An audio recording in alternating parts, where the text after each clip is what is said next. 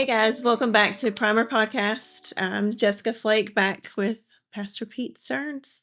We're starting a brand new series this week. And so what is it? I'm excited about getting into a new series. Yeah, so we're looking at, it's called Simple Living, and it's Decluttered Generosity. And so we're entering into, it's not this week, but next week is the beginning of Lent, right? Ash Wednesday marks the beginning of Lent. And throughout church history, Lent is this season of discipline in our faith, of preparation for Easter, of kind of sitting in this messy space. And so we're looking at five spiritual practices that we see in Scripture, but we also see throughout church history, and we are re-envisioning them in our own lives, particularly to cultivate a posture of generosity, to think differently about our stuff, about our schedules, about our financial resources, about our giftings, and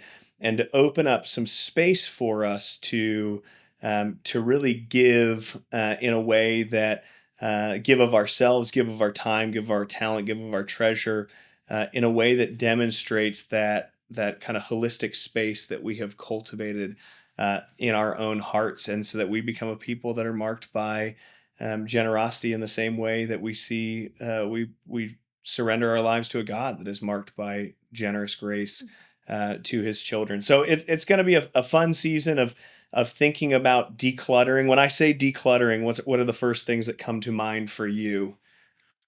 I'm in a different season of life. Okay, all right. From you. So I'd say decluttering for me is probably closets. Okay. And little knickknacks. Yeah. We collect along the way.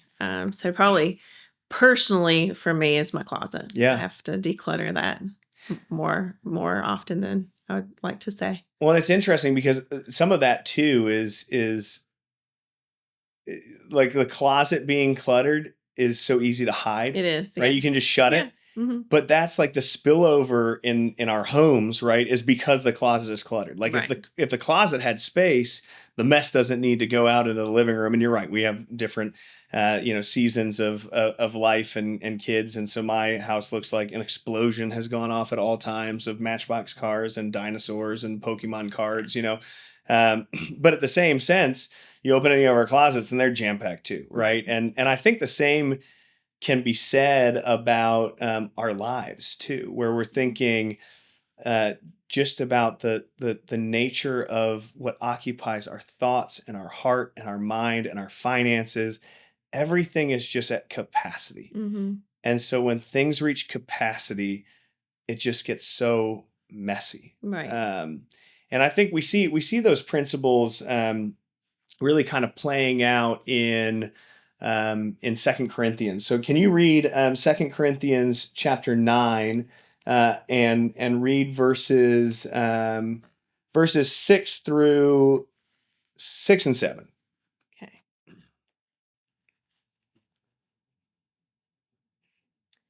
Remember this: whoever sows sparingly will also reap sparingly.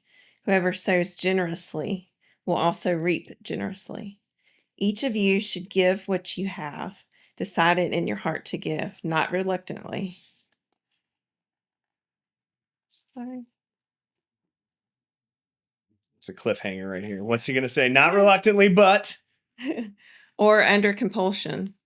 But for God loves the cherished giver. Yeah. Cheerful giver. Cheerful giver. It's been a while since we had those, so that's good. So God loves the cheerful giver. So what comes to mind when you read that passage? Or what are the first things that stir in you? So basically, if we're not cheerful when we give, that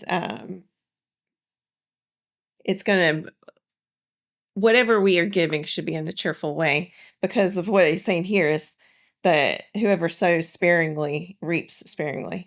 So I think of like a farmer. Yeah. And like in sowing, if you're just throwing out the seeds, yeah, very rarely do the seeds actually get into the ground, and the rain's going to wash them away. Right. And so, or if you only sowed a few seeds, you're only going to have a few crops, right? Yeah, I think that's I think there's like a little bit of a tension and conundrum in that passage where you're in this space where it says, "Oh, look, I've been excused. Mhm. If I'm not cheerful, then I don't need to give. If I'm reluctant to do so, if I feel this compulsion to do so, I'm off the hook there." But I think what you were saying there is what is really the crux of it, is that you have to marry that statement with the illustration that Paul is using here. Mhm. Paul is talking about this farmer that's sowing seed, and before a farmer ever sows seed, they prepare the soil, right? And so Paul is writing to this context here um, where the church of Corinth have started hearing these kind of prosperity gospel preachers. And in hearing these prosperity gospel preachers and seeing their wealth and their significance, they look at Paul and they're like, Paul's poor, he's in prison, he's being beaten, like, do I want to follow this guy or do I want to follow this guy? And suddenly this becomes very appealing to them. And so their hearts are being prepared in this way that is holding tighter and tighter to their possessions and to their things. And Paul's trying to invite them to release their grip on that. And he's recognizing that that he's coming to receive a gift for the church in Jerusalem that's struggling at this point. And he wants them to prepare their hearts for that. And I think that's the picture, is that if we are in a space where we feel reluctant to give, that shouldn't be an excuse not to give. Instead, that should be a warning sign for us. Mm. That should be a red flag for us that says, ooh, the soil of my heart is not prepared. Right. Right? It's not cultivated. There are weeds that are occupying the nutrients of the soil. There's stones that are making it tough for the gospel of grace to take root in my life. And so from that posture, then we need to begin to prepare, right? We need to start to cultivate the soil of our life. And that's where we enter into this spiritual discipline of simplicity. So when we talk about a spiritual discipline of simplicity, what are first things that come to mind? Um, I think one spiritual discipline would be something to make like margin in your life to not be stretched so thin to where you're not um asking God to guide you Yeah. in your giving, in your in your time alone with God. I think a lot of times we can be stretched so thin that we wake up, we are immediately onto the first emails. Yeah. And so I think that like the simplicity of making sure that you have your first thoughts on God will allow you to start thinking of ways that we can honor him by giving to others and giving our time and our Yeah. treasures to Yeah. others. Yeah. Simplicity forces us to understand like the priorities, Mhm. right? I think about how like in fine dining, like and French cuisine and the fanciest restaurants, like their meals are so simple. It's Mhm. like three ingredients on a plate, but they've prepared those ingredients so well. And then you compare that to restaurants that I love and stuff, like Red Robin and those kind of places, and it's like this burger has every ingredient in the restaurant on it, right? Right. And sure, it tastes good for this moment, but there's no one thing that sticks out in it. And I think the simplicity is inviting us in the same way to like look at our lives and say, what are the things that are really important, and how Mhm. do those things begin to shine in my life, versus saying, let's just do everything. Right. Right. Let's go to every event. Let's purchase everything. Let's have watch every single video on YouTube. Let's engage in every activity that's happening around us.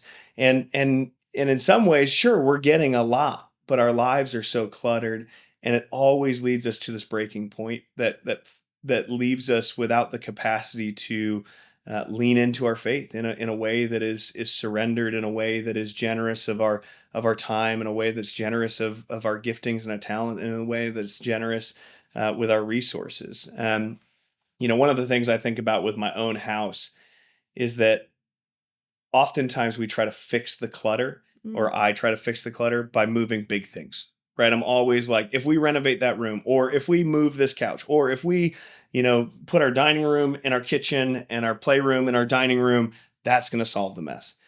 And it never does, Mm-hmm. right? Because the mess is all of the little things. It's all of the little things that occupy the space. In the same way, like financially, I shared this on Sunday, but Brittany and I had a season about 18 months ago where we had some bills that had come because of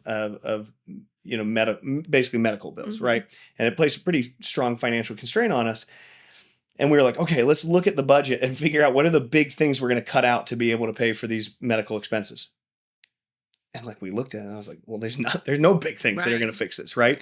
It's like death by 1,000 cuts, where there's the $10 Starbucks run, and there's the $35 at Target on a random Thursday afternoon, and there's the it's all these little things that are justifiable expenses. None of them are extraordinary or extravagant or excessive, but you add them up and you realize, oh wow, like that's occupying a lot of my resources, a lot of my time. And so to be able to address that though is like this wholesale change, Mm-hmm. where it's like I need to let go of this feeling that anything I want is something that I need, and instead start practicing this simplicity that allows me to prioritize those things that are important in my life and bring Mm-hmm. those to the surface and create that margin in our life. I love, Matthew 6, Jesus talks about where your treasure is, there your heart will be also. Mm-hmm.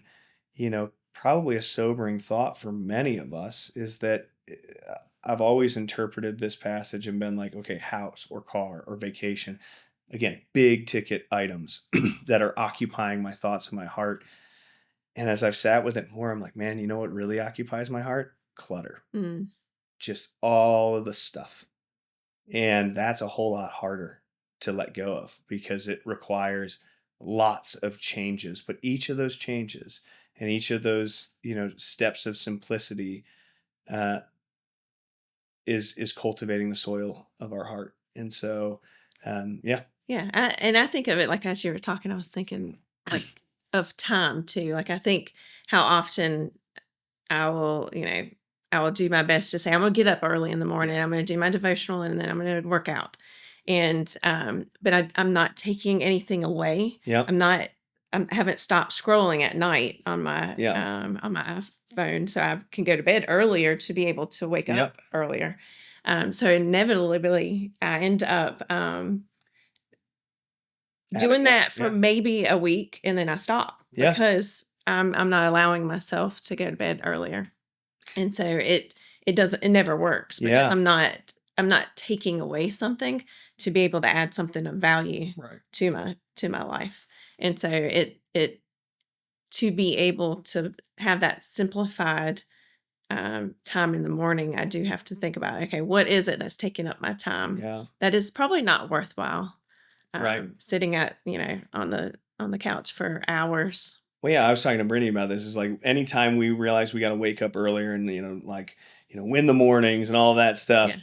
we're always like, all right, so we're gonna only watch one show at night, Mm-hmm. right? Instead of sometimes we watch 2, 3 shows. Yeah. And so you watch that one show, and then what do? Is like you go to your phone, right? And you Right. scroll, and so it's the million 1-minute videos that end up keeping us up too late. It was never the big bucket item, Yeah. but yeah, again, it's like I think it puts us in this space of trying to add good things on top of the clutter, but then the good things become exhausting. Mm-hmm. And I think that's what Paul's talking about here is like if you just give on top of the cluttered life that you live that is not ordered appropriately, is focused on all these different things, it's just going to be one more thing that's exhausting. And like you with waking up in the morning, it's going to be 2 weeks and that's going to be done. Right. Right. But if you first start addressing that clutter in your heart, then those things are going to shift. And so I think the simplicity really is trying to find a habit Mm-hmm. in your life that you can practice that is daily and intentionally a reduction. So like some of the simplicity things are like, I'm going to have 7 outfits. And I'm going to only wear those 7 outfits. And maybe I'm not going to throw away everything else, but I'm going to box it up and put it in the attic. And I'm going to have 7 outfits. And I'm going to do my wash every week. And I'm going to wear those 7 outfits. And that's going to be very different, Mm-hmm. but also maybe take my focus and occupation off of that. It could be I'm going to eat the same breakfast every morning or the same lunch every lunchtime. It's not glamorous, it's not exciting, but it is nutritious and it feeds me and it's healthy. It could be I'm going to cut out the scrolling and those kind of things. It could be, hey, I'm going to cut out this habit of going to grab a coffee in the drive-through every single day, Right. because that's cluttering my margin. I'm gonna cut out the random trips to Target or stores that are just for a quick stop in or quick fun or those kind of things, because inevitably that's going to lead me to consume and get that clutter. But what's that one step we can take this week is really the challenge that says this is a first step. It's one of many dominoes of decluttering our hearts and our lifestyles in a way that leads us into a posture of generosity, not just with our finances, but with our time, with our giftings, with our relationships, with our love. And so, yeah, I think it's going to be fun. Yeah.